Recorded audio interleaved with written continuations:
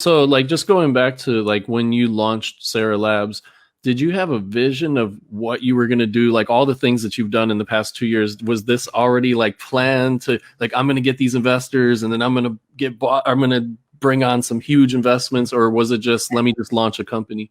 Well, I'll tell you, it's really interesting. I always start out with a vision, because if you don't, you're screwed. Yeah. And then I always write out a strategy. That's always the critical point. And I have great people to execute. If you had to depend on me to execute everything, we'd be losers. I have great people that really execute well for me.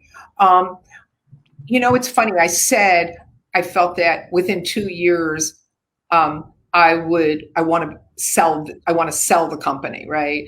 I didn't think it was going to happen, but it did happen. But that wasn't a planned strategy. That was more of a wish list, right? I had like my little bucket wish list here. I'm still on as CEO of the company. I also took on 2 other jobs. I am now the chief strategy officer for the pharmaceutical company, and I'm on their board of directors now too. And I didn't get a pay raise. So to show you how smart I'm not, but I am the largest single shareholder. So, or one of the largest. Not bad. And now you got the muscle behind you too with these guys. So yeah, exactly. And I love the fact that they have huge social impact that they're doing. They have figured out ways to do delivery systems for in Malaysia for the water systems. Because of the starvation and the thirst that's going on there with the lack of water. They're working in Israel at Technion University with one of the big leaders in delivery systems there at Technion. And we all know Israel is like one of the great centers for technology for leukemia and breast cancer studies that they're in the middle of. And cannabis studies, they're just on the cutting edge.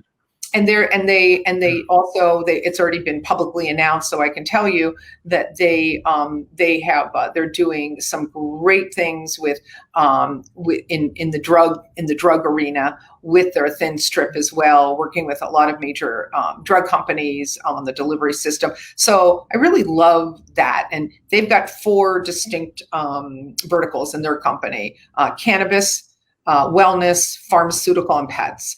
And so I'll be involved in all of those, which I'm really excited about. It's a new challenge, and I made my VP of operations the president of this company. So always have a good team around you and know you can be easily replaced, and don't fear it. And because if you've got a good team, it's a reflection on how you choose your people, that you're not afraid to bring in some good people. And that's you really do have some great people around you, and like. That was one of my questions too. Like, how important is your team to your success? But you've already said that a bunch of times, like that you wouldn't be there with where you're at without your team. And